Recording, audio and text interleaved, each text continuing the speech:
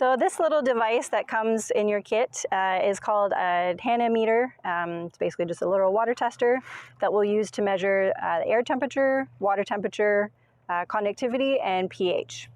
So when you first take the tester out, make sure it's been in the shade because we're going to measure air temperature first. So you're going to turn it on with the little on button. It says on/mode. So hold that down, you have to press it pretty hard. Take the little cap off the bottom, so it just pulls right off. And you'll see air temperature down at the bottom of the screen down here in degrees Celsius. And so it's quite hot out today. It's measuring 32 degrees. So you'll mark that down onto your data sheet. And then to measure the water temperature, if it's a nice calm day, you can just stick the meter right in.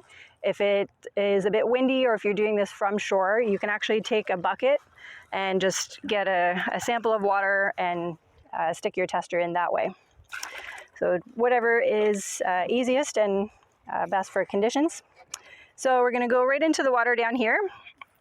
So right now I've got it on conductivity mode, and up here there's a little symbol, it looks like a little U and a capital S, so that's microsiemens, and that's the measure of conductivity. So we'll keep it on that, and the temperature is down at the bottom, that always stays there. So put it down into the water, basically where it has little water droplet, so it's covering all the sensors, and you have to keep it in the water to do the measurement. So we've got 390 as our conductivity and 27.2 as our water temperature. If you notice that the numbers are fluctuating, just leave it in the water until they stabilize, and then you can take your reading. Okay, so once we've got that, now we're going to do pH. So you'll press this set and hold button twice. Let's see, press it again.